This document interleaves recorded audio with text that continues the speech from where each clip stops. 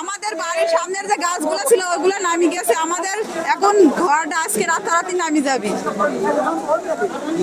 এই অবস্থায় আমরা দিনকাল কাটাচ্ছি, আমরা বাইরে নামিছি, আমাদের কোনো কিছু নাই যে আমরা এক জায়গায় যাই সেখানে ঘর বাড়ি ফ্যামিলি যাই উঠবো, সেরকম আমাদের পরিস্থিতি নাই। দিন আনি দিন খাই, বুঝতে পারছি না এরকম পরিস্থিতির ভিতরে আমরা পড়েছি।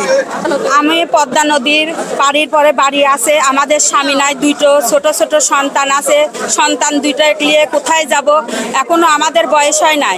আমাদের স্বামী থাকলে রাস্তায় বসে থাকলেও আমাদের সম্মান থাকতো, এখন যে কোনো ব্যক্তি আমাদের কলঙ্কর দাগ দিবে।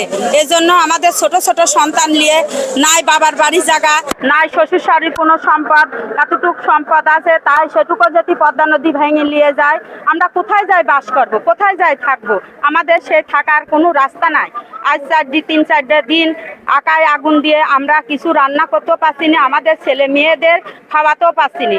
এর জন্য আমরা অনাহারেই থাকি। আমরা আজকে এই পথে লাভিছি এই সিদ্ধান্তর জন্য। আমাদের যে কোনো একটা ব্যবস্থা চাই।